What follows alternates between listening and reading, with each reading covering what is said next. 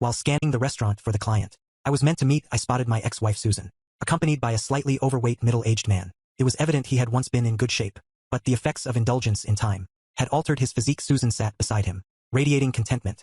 Every aspect of the man hinted at wealth. Standing in the foyer, memories came flooding back to me. Despite 3 years having passed since our divorce, the emotions felt as raw as if it were yesterday. This is how I found myself here, observing from afar rather than being by her side. Nonetheless, as events unfolded, her desires were fulfilled. My troubles began with a trip to Albany for a client meeting, opting to stay overnight to avoid a lengthy drive back. My plans were disrupted when, barely an hour into the journey, the client called to report a broken fender. Though he was undamaged, apologizing for the late cancellation, he expressed his regret, to which I assured him it was no inconvenience, suggesting we reschedule. Nevertheless, I felt unprepared for the extra 2 hours of driving ahead, promising to do my best. I planned to return home for a surprise, romantic dinner with my beloved wife. 90 minutes later, I finally turned onto my street. The first thing that caught my eye was the presence of 3 unfamiliar cars, parked in the driveway. Knowing my wife often invited her friends over, when I was away, I didn't think much of it. I parked on the street and entered the house, assuming everything was normal. However, the sight of 4 sets of clothes, strewn across the living room floor, immediately signaled that something was amiss. As I stood there, a gut-wrenching realization hit me. My wife's passionate cry wasn't a call for help. It was a familiar plea for more intense love, making my heart sank as I grasped the truth. My wife was engaged in an incarnal encounter with someone else. Despite my reluctance, I knew I had to face the reality awaiting me upstairs. Upon reaching the top of the stairs, I was met with the sound of my wife emitting a primal scream. Stealthily peering around the bedroom doorframe, I beheld 3 men. While unfamiliar with 2 of them, the third was unmistakably her boss from work, Jeff Davis. To my shock, they had my wife engaged in carnal acts. My disdain for Jeff deepened as he showered her with praise, acknowledging her assistance with his business clients. It sickened me to realize that this idiot was exploiting my wife for his professional gain. All 3 of them treated her as a mere object of pleasure, using derogatory language and exerting their dominance over her. Witnessing her behavior so alien to the woman I knew during our 10 years of marriage, couldn't help but agree with Jeff's choice of derogatory label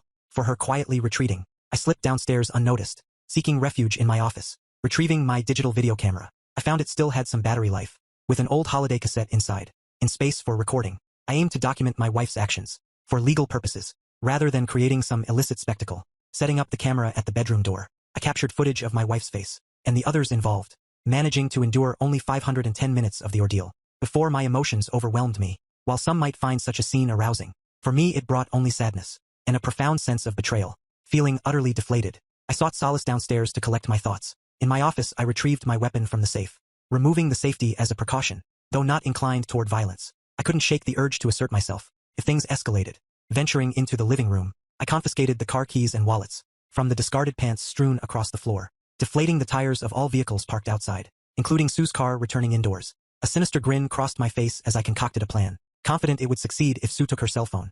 Spotting it on the bedside table during my recording, I readied my camera, positioned myself discreetly behind the stairs, and dialed her number. After several unanswered attempts, she finally picked up the silence in the house, indicating she had warned the others to remain quiet. Sue breathless inquired, "Hey Bobby, how's Albany?" The faint chuckles of the men in the room were audible. "You seem winded, are you okay?" I pretended concern in my voice. "Yes. Had to hurry upstairs for my phone call," she replied, swiftly composing herself. "My client canceled, so I'll be home shortly." "Interested in dinner?" I asked calmly, though internally I felt more agitated than ever. "Heading home now?" she asked anxiously. "Sounds good, just need to get ready, babe. See you," she hurriedly replied before ending the call abruptly, leaving me with a knowing smile, aware of what was about to unfold in just a minute. As anticipated, 4 completely undressed individuals began descending the stairs. Into the living room the men swiftly dressed, and Sue also hurriedly tidied herself. As they all rushed out, Sue slipped on shoes and a jacket, glancing outside hoping they depart before she did. Had she been less excited, she might have noticed my car parked on the street. The men all started shouting at her simultaneously, prompting Sue to step onto the porch to listen. At that precise moment, I slammed the front door shut and locked it behind her. My wife caught a glimpse of my face as I closed the door, attempting to communicate through the side window, with a pleading tone in her voice. The time for discussion was over. The other men returned to my porch, banging on the front door, indicating they wanted their belongings. Realizing their intentions, I dialed emergency, reporting an attempted break-in. The dispatcher informed me a neighbor had already called. Providing my name and address, I awaited police assistance, which arrived promptly just 2 minutes later. After the police interrogated my wife, I approached the 2 officers at the scene and informed them that my wife had been maltreated by the men present, demanding their arrest. This caused immediate reactions from the men, who began shouting that they were invited, and she consented, denying any maltreatment allegations. Everyone, including myself, turned to Sue, waiting for her response. She avoided eye contact and admitted in a subdued voice, filled with shame, that she had invited the men into the house. engaged in closeness activity with them, and wasn't maltreated. She acted of her own volition. The men seemed relieved to avoid maltreatment charges. Shortly after, 2 more police cars arrived, and they recorded everyone's names for their report. The senior officer then addressed me, suggesting that since my wife invited these men, and they were all over 18 years old, there was little legal recourse. He recommended counseling or similar assistance. Delivering the remark, with disdainful glare towards my wife, I instructed the police to call a taxi, and inform them that Mrs. Thomas would not be allowed back into the house. That evening, one of the men called a taxi, after discovering their flat tires. They also attempted to accuse me of stealing their belongings, but I refuted their claims to the police. Turning, I walked back to the porch, where Sue remained with them until the taxi arrived. I stood on the porch, my eyes flashing with anger. Despite my fury, my wife bravely approached me, unaware of my rage in the firearm on my person. She may have fled had she known Bobby. I'm deeply sorry, she attempted to speak, but I swiftly interrupted. You've shattered my heart and I'll never forgive you. Jeff called you a strumpet, and honestly I think it's fitting. Henceforth I'll refer to you as such, and won't use your real name again. If you ever need to communicate with me, do so through Ted.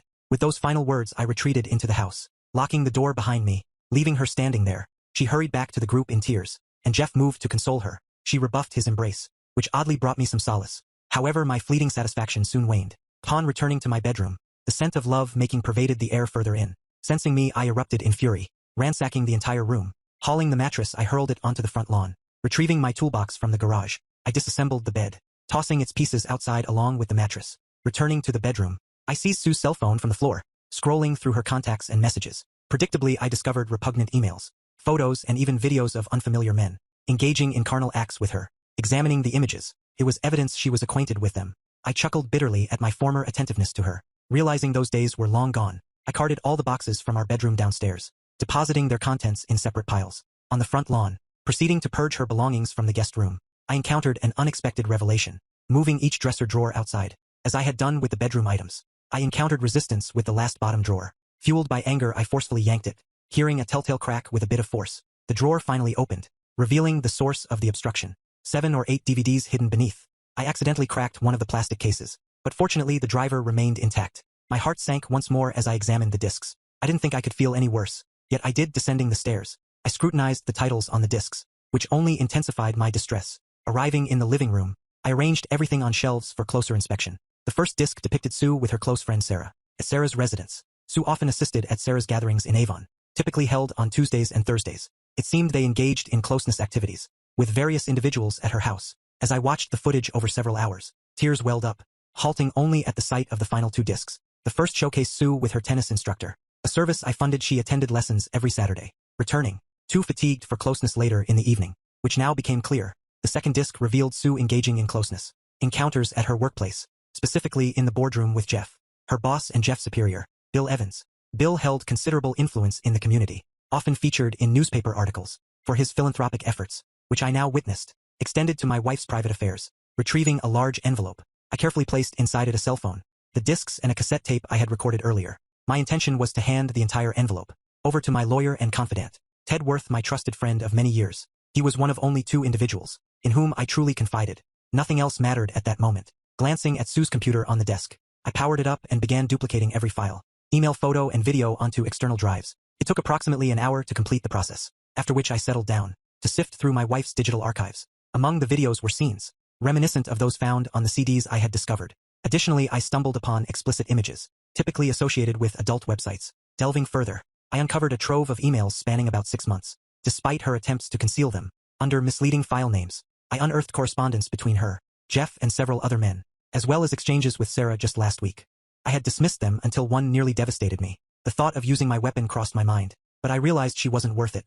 I had to remain strong. The only email that affected me this deeply was from Sue to Sarah. Sarah questioned why she hadn't left me to be single again, and asked Sue to detail her ideal future husband. Here's how she responded. Sarah, I have no interest in him anymore. Bobby is faithful but foolish. I fear he'll soon uncover my secret lifestyle. He's not entirely clueless, but love blinds him lately. He's been gaining weight, and his expanding belly is off-putting, comparing him to other men. He's lacking. I also do test beards and mustaches, which make him appear somewhat repulsive. I once loved him deeply, but the excitement of recent years is too enticing to give up. His lawyer, best friend, could pose problems if he gets involved. Jeff and Bill at work hinted promotions and perks with suggestive undertones. I laugh. I also desire a house and a car. If I play my cards right, I could also secure alimony each month. Additionally, I'm anticipating our Tuesday party, pending recovery from my tennis injury. Tony is impressive. Ensure I receive last Thursday's video. It was my first time with so many men simultaneously. As for my dream man, he must be affluent, loyal, compliant, and not too bright. He must cater to my every whim and still ask which one. I chuckle. I'm indifferent about the bedroom.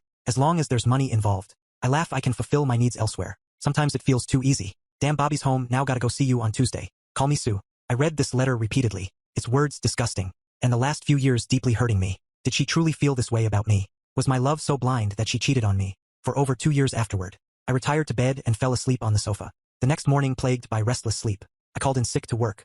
I reached out to my close friend and lawyer, Ted Worth Mary. Ted's secretary answered the phone.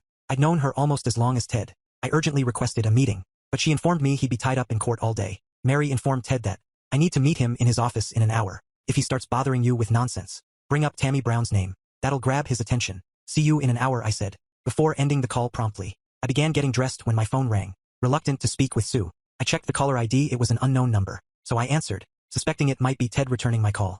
Hello, Mr. Thomas. This is Bill Evans from Susan's office. If possible, I'd like to discuss the events from last evening. At your house, could we meet today in my office? To clarify the situation for all involved. Unsure if he was aware of the video footage of him with my wife at his workplace. I knew he was concerned about retaining Jeff Davis's key clients. My wife and Jeff were valuable assets to him, and he likely didn't want to lose them. Additionally, he was surely worried about negative publicity for his company and himself personally. Mr. Evans, I have an important meeting this morning, but I'll call you back on this number before noon to arrange something for today. I assured him calmly. I conveyed it as though he was reasoning with me. He was in for a surprise as I stepped out.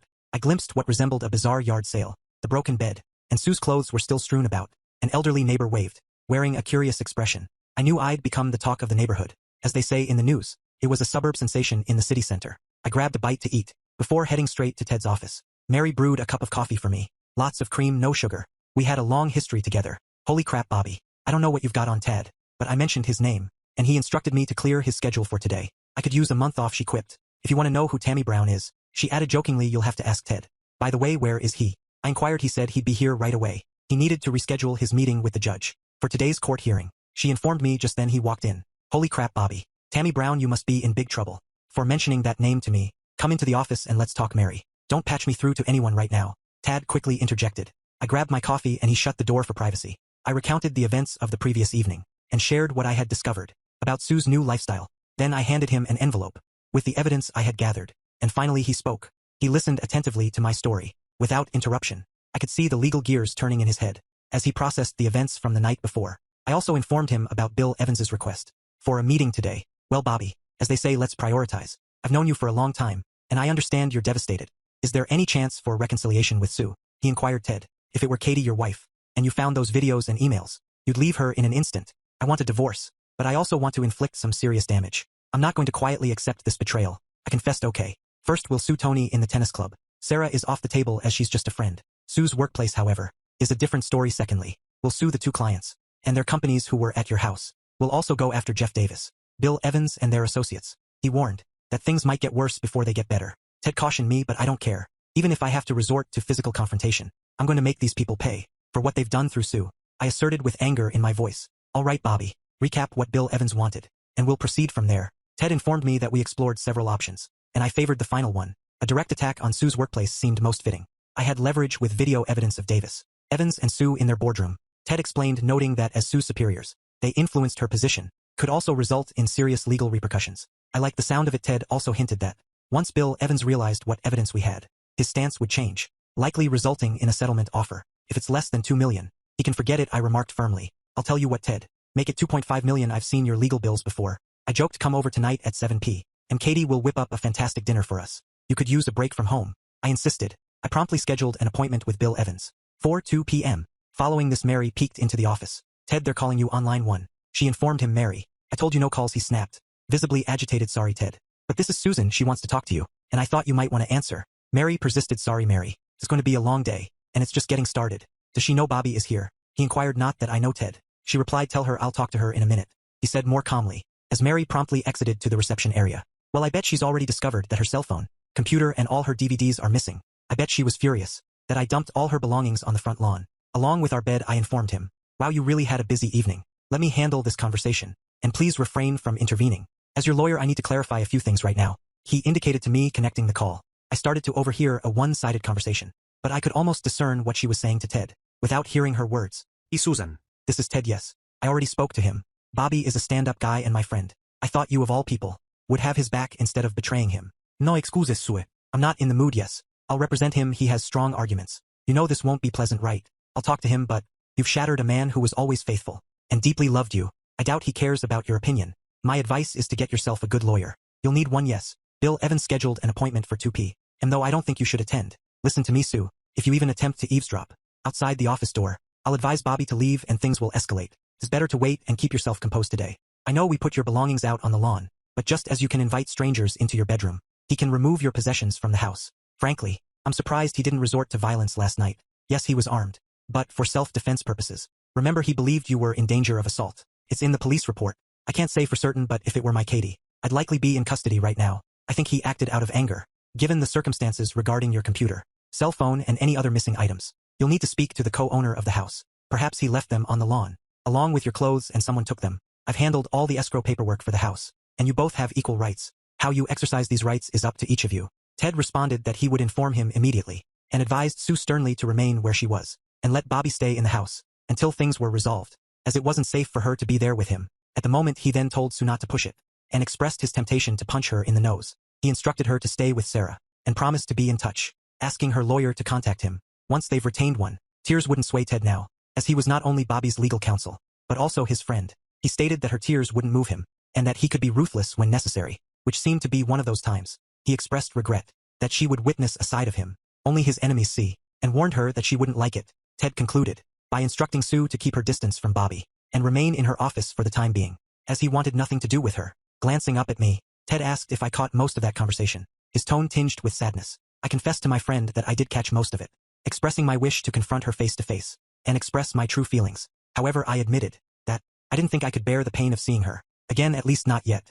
I have a couple of requests for you, Bobby, he said, his demeanor shifting instantly to one of positivity and optimism. First, hand me those tapes.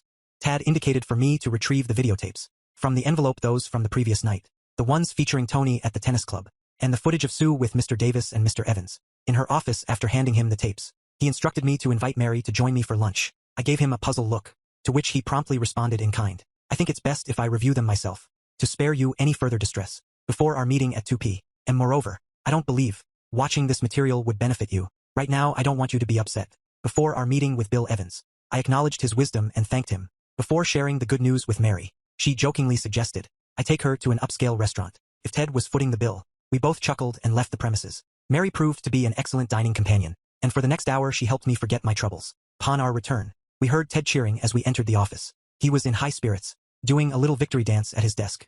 These recordings are a game changer, Bobby. I can't believe it, he exclaimed. My expression turned bittersweet, and I think he finally grasped why. Oh, Bobby, I'm truly sorry. I didn't acknowledge the significance of these videos. I know Sue's actions have deeply hurt you. I was just excited about what I uncovered. He apologized sincerely. Bobby, come over here, I need your eyes on something. Ted beckoned me and I complied, positioning myself behind him to view his screen. Did you watch the entire video? Tony shot at the tennis club with Sue. He inquired. No. I only managed to skim through some of it last night. It was tough to stomach, without feeling the urge to lash out or worse. I admitted honestly. Well, brace yourself towards the end. Just after Tony and Sue finish, they attract a small crowd in the men's locker room. Yes, the tennis club's locker room. I hate to say it, but she let the other men who were watching join in. After Tony, I'm not telling you this to upset you, but to shed light on this guy right here. Ted explained, pointing at the screen on his desk. The individual he was indicating was an older man, DML treatment, in a towel, with his long gray hair and a walrus-like mustache. He asked if I recognized him. Ted hit play on the video, and I saw him discard the towel, revealing a substantial package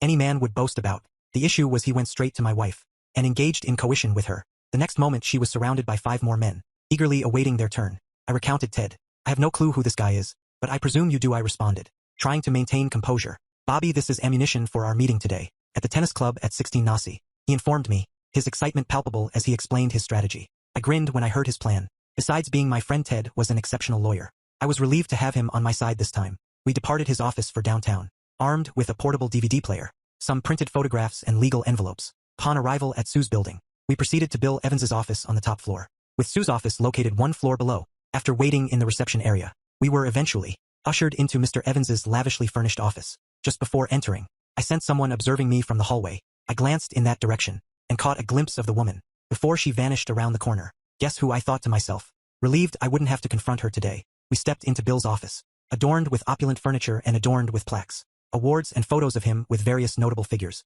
The thought crossed my mind, Had he ever brought Sue here? At that moment, my disdain for Mr. Evans intensified more than ever. I introduced Ted and took the lead in the conversation. Hello, Mr. Evans. This is my friend Ted Worth, and he'll be joining us for the meeting you scheduled. Today I informed Bill as we exchanged handshakes. Mr. Thomas Bob, I thought this was meant to be a private meeting. Between you and me, Mr. Evans inquired. Well, I decided to bring Ted along. Anything you have to say to me, you can say to him as well. I stated firmly without opening it up for discussion. He accepted Ted's presence and directed his remark solely at me. Disregarding Ted, this brought a smile to Ted's face. I anticipated what was coming next, but allowed Mr. Evans to speak first, before we burst his bubble. Bob, may I call you Bob? Bill asked. Absolutely no issues, in fact. I thought it might be beneficial to have Jeff Davis present at this meeting too. I'm not sure if it's feasible, but it concerns him as well. I informed Mr. Evans after a brief pause. He pressed the intercom button. Julie, inform Jeff that I require his presence in my office. Immediately. Tell him to drop everything and come here right away. Understood. Jeff will be here shortly. In the meantime, I want to express my sincere apologies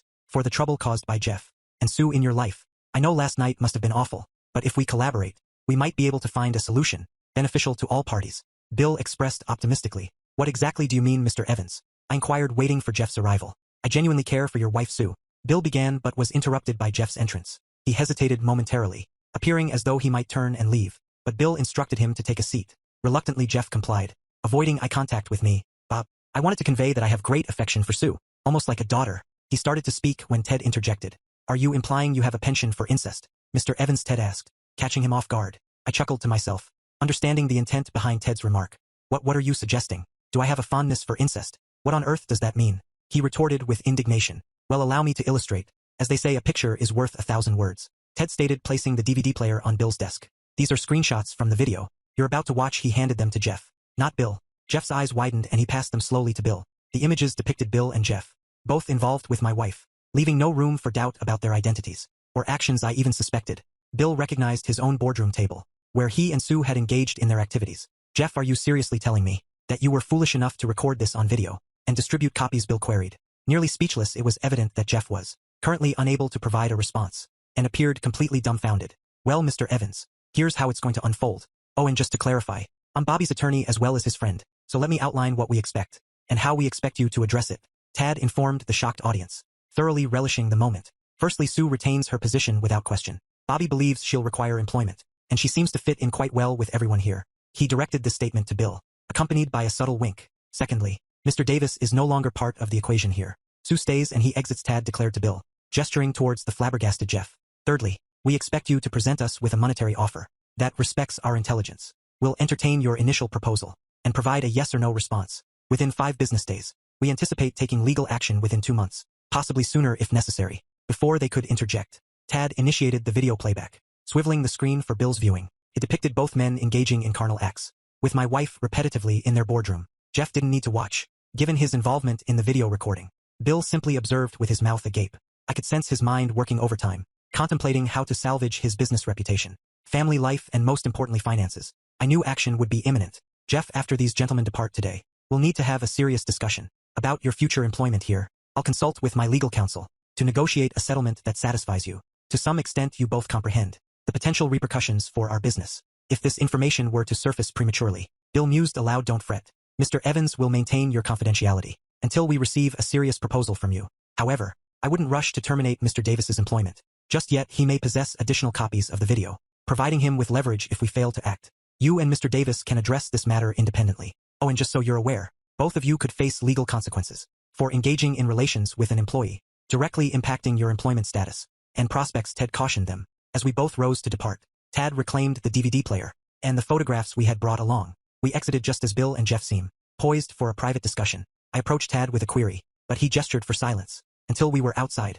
I hadn't noticed my wife lurking around the corner, attempting to eavesdrop on our conversation. But Tad had. The last thing I heard was Mr. Evans barking into Julie's intercom. Get Sue Thomas here immediately. I grinned, anticipating an intriguing encounter. Bill would soon discover that I had discovered his DVD in our home. Once outside, I inquired why he had given Jeff an escape route by suggesting he use his own videotape against Bill. Divide and conquer, as they say. Ted explained. It's better if they don't act as a united front, but rather each for themselves. That way, if Bill makes a half-hearted offer to us, we can play them against each other. Tad also noted wisely that Jeff and Bill have families and attend church. Despite their behavior depicted in the videotapes, they're not keen on rocking the familial boat. Present, as I departed the building, I realized it would now be remembered as the site where my wife betrayed me. rather than the esteemed workplace she once inhabited. It saddened me to think about Ted's words. Snap me back to reality, all right. Let's grab a beer. Before our next rendezvous at the tennis club. At 4 p.m. We could both use a drink right now. And there's something I need to discuss with you, though I'm not quite sure how yet, Ted mentioned. As we drove across town toward the tennis club,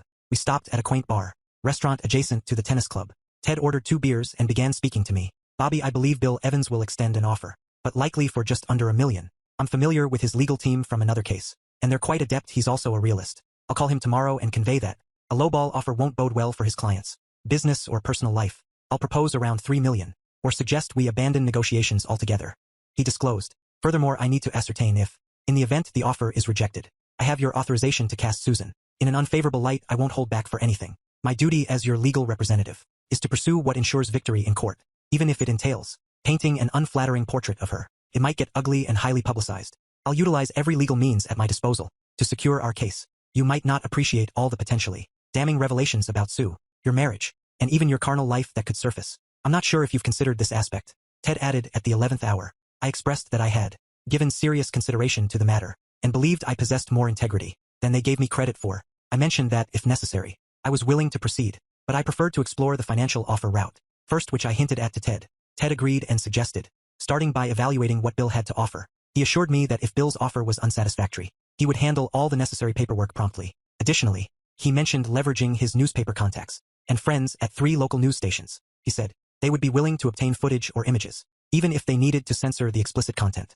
With blue bars, as they say in sitcoms. Ted, you've consistently been there for me, and I trust your judgment. I just wish this whole mess never happened. Being an oblivious husband was more enjoyable than being publicly humiliated by a cheating wife. Nevertheless, you have my authorization to take whatever actions are necessary. After all, I didn't initiate this debacle, but I'm determined to conclude it soon. I expressed with frustration in my voice. Understood, Bobby. No problem. Now let's discuss the material for our next meeting. This guy, Mr. Harry Rydell, is the owner of the Ace Tennis Club. This is the guy I pointed out in the video in my office. He's indicated that he'll likely adopt a fair attitude, asserting that adults will be adults, and he won't intervene. Even Tony's tennis coach might be dismissed for appearance's sake, only to be rehired later. Tony's quite popular at the club, particularly among female members. Keep in mind, Bobby, that while men primarily pay club dues, women are also stakeholders. This dynamic will be pivotal in your interaction with Mr. Rydell. He briefed me on the situation. We arrived just in time, and it was evident that Mr. Rydell and Thad didn't see eye to eye. Their animosity was palpable from the outset. Mr. Rydell told that bluntly, signaling the meeting's conclusion. Mr. Rydell, this is Bob Thomas, he said, nodding in my direction, and his wife is a member of your club. It has come to our attention that Tony Simba, your tennis instructor, was having an affair with Mr. Thomas's wife. We want to know what you plan to do about this. Tad finished. He waited for Rydell to speak, but even I knew that he would take everything upon himself, and in a few words send Thad to hell. Listen, what 2 consenting adults do behind closed doors in their own time is none of my business. Harry Rydell informed us, and as for you, Mr. Thomas, if you can't satisfy your wife in the bedroom, don't come crying to me and blaming me if she strays. There are plenty of unhappy spouses who frequent the Ace Tennis Club. Some keep returning for the personalized attention my staff provides them, if you catch my drift. Harry said, winking at me. I felt the urge to lash out at him, but Ted restrained my wrist and quietly advised me to stay composed and follow his lead. You see, Harry, you're assuming this occurred outside the club, without the owner's knowledge and consent. It's presumptuous of you to make such assumptions. Ted confronted him, pulling out a DVD player and placing it on his desk. Ted pressed play, directing the screen towards Harry. It was evident from his reaction that he didn't like what he saw in the video footage. Before Harry could respond, that interjected Harry, you, with full awareness and with your colleague's complicity, took advantage of a paying member of your club. Mrs. Susan Thomas, a married woman whose dues were paid by Mr. Thomas, is now a dissatisfied customer. That informed the silent Mr. Rydell. When this information surfaces, every dues-paying man will want to know if his wife is engaging in similar activities. While he foots the bill, I'll have to subpoena everyone present in the locker room that day. Married men may not be pleased with you about this, Ted added, adopting an almost storytelling tone. Furthermore, there's the issue of reasonable expectation of privacy. When filming in the locker room, Harry, once I'm through with you, your club won't retain its community reputation, and your bank account may suffer as well, Ted asserted for added persuasion. So here's what we're after. A substantial offer from you and prompt action. Doing so could spare you considerable inconvenience and financial loss, Ted concluded, as we observed Harry Rydell weighing his options. Ted, you're still a real piece of work, but I can't argue with your reasoning. I'll contact you tomorrow with my offer. If I comply, all tapes will be returned to me and remain confidential. I'll also willingly terminate Tony's employment. Now, if that's all you legal extortionists came for, get the hell out. Harry Rydell dismissed us as Ted retrieved the DVD player with a grin and powered it off. Oh, and say hi to Tito Martinez, Ted remarked to Harry before exiting the room. Go to hell, Worth, was all Harry could retort. Ted chuckled all the way back to the parking lot.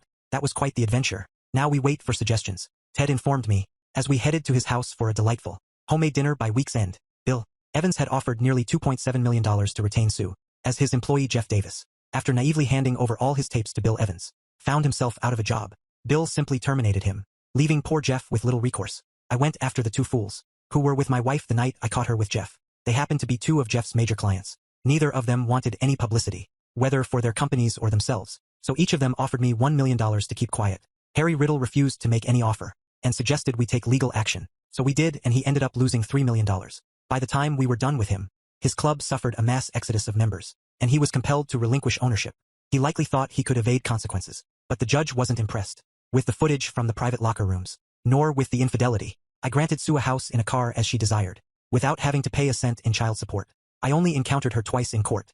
Both times I greeted her as a strumpet, which brought her to tears. I often pondered why she cried now, but not before causing such turmoil in my life. I came into more money than I ever imagined, thanks to following Ted's advice. The pain still lingered, haunting me to this day. All the trials of that dreadful year rushed back. In an instant, I hadn't realized anyone was addressing me, until I snapped out of my flashback, and heard the restaurant manager, inquiring if everything was all right. Unsure how long I had stood there lost in thought, I shook my head to clear it and returned to the present. Apologies, just reminiscing about an old issue. Once I saw the group I came to meet. Thanks again, I explained to the manager, noticing the curious glance he gave, reminiscent of how people regard an elderly person. Lost in reverie, I made a beeline for my ex-wife's table. The surprise was evident on her face. When last we were together, I was overweight with long hair and a beard, nursing an old knee injury from baseball. That was my excuse then, but truthfully, I had settled into a complacent life with her now. I sported a shorter haircut, was trim from regular workouts, and had my knee repaired. Thanks to the money from Jeff and Bill's company, my suits were now upscale, and I made an effort to present well in public. I opted to speak up first. You look fantastic today. Strumpet almost forgot how stunning you could be, I remarked, intentionally provoking a reaction. I knew exactly how to push her buttons. My name is Susan Bobby. Why can't you address me by my name? She retorted, clearly irritated. I didn't label you Strumpet. You know who did? I simply find it fitting. I warned you 3 years ago that you shattered my heart, and I'll always remember you by that title, I explained as the man beside her began to object and rise from his seat, but Sue urged him to remain calm. Tears welled up, smudging her makeup. Her boyfriend interjected. Go freshen up, Sue, and fix your face. I'll handle this idiot for you. With those words she stood, locking eyes with me, as I reciprocated with a single glance, perhaps revealing the agony I'd harbored for 3 years. Her tears flowed harder, surprising me that she still harbored any sentiment toward me, or perhaps it was lingering guilt, likely a blend of both. I expect you to be gone when I return, she declared, tearfully, heading to the restroom, where I noticed the sizable engagement ring on her finger. As she wiped her eyes and left, You must be Bob Thomas, Sue's ex-husband, he queried with disdain in his tone. Indeed, and you must be the new man she's been dreaming of, I retorted, sensing his indignation. I'm Sue's CFO, and if I were you, I'd refrain from using that term, he cautioned, though his reluctance to cause a scene was evident. I only sought to converse with you privately. I have 3 inquiries, then I'll vanish from your life forever, I informed him, noting his physical expression. I've been in your shoes before, and I don't want anyone else to endure my fate. I suppose the strumpet painted me as a lousy husband, abusive or neglectful or a womanizer, I remarked, knowing precisely what she'd conveyed to him. But I'm not here to salvage my reputation in your eyes. Honestly, I doubted it'd serve any purpose. First off, does Sarah still host her Avon gatherings at her place? On Tuesdays and Thursdays, I inquired. Sue assists Sarah with her decor sales. On Mondays and Wednesdays. It seems your memory is a bit faulty. He snapped back. All right then. Does she still take tennis lessons on Saturdays? I pressed. Sue swings a racket on Sundays. You seem to have a hazy recollection. For someone married to her for so long, he remarked triumphantly. All right. Final question, have you ever checked under the bottom drawer of the dresser in your living room? I asked hurriedly. No. Why would I even do that? He protested. The 3 questions I posed to you are the reasons why we're no longer together. I still have all the leftover divorce paperwork in my office, legal documents, emails from Sarah and the other woman, and hours of videotapes. I've carried these with me for the past 3 years, so I thought you should have them, I explained, retrieving a worn and folded piece of paper from my wallet. This is what the other woman wrote to Sarah when she inquired about how to get rid of me before I discovered her infidelity. After reading that letter, I realized I didn't know her at all, and probably still don't, but it all revolves around you, I stated, handing him the paper. However, I knew Sue very well and understood her compulsive habits. She always followed the same routine meticulously, sometimes driving me crazy. I also had a feeling that even with a new man, she'd stick to her old ways. I elaborated. He seemed hesitant to accept the paper, but curiosity seemed to win out. He reached over and opened the email. I've carried it for 3 years, occasionally rereading it and striving to better myself so that no woman would ever write such things about me. Again, of all the evidence, that email hit me the hardest, which is why I've kept it with me. It's the same email I mentioned earlier in my story. Peter read the letter slowly and set it down on the table. Quickly he grabbed a pen, scribbled a note on it, and to my surprise, abruptly left the restaurant. No glance back, no thanks, nothing. His expression remained impassive. I leaned over to see what he had written. On the old email, I'll return home shortly. Please wait here and I'll call you in 15 minutes. I need to check. Under the bottom drawer of my living room dresser. Be right back, Peter. I sensed he'd seen the truth. Even if he wasn't thrilled about it. Something told me. I hit too close to home on all three matters. The email seemed to be the tipping point, and he needed to verify it himself. Leaving a note on Sue's table, I departed. There was no way I'd stay in that restaurant with anyone tonight. Back in the foyer, I phoned my client, who didn't mind rescheduling the meeting, since they were running late anyway. Before leaving, I glanced once more at the table. Sue returned, searching for Peter. Sitting down, she noticed her old email and Peter's note below. Her face drained of color, as she recognized the contents of her old email, and Peter's message: the last time I saw my wife. She was sobbing so intensely that the entire restaurant turned to look. I felt a pain of pity, but at the same time, I was indifferent. That was the final encounter with her. I still wonder if Peter found something under the dresser drawer. Sue's tears indicated he might have.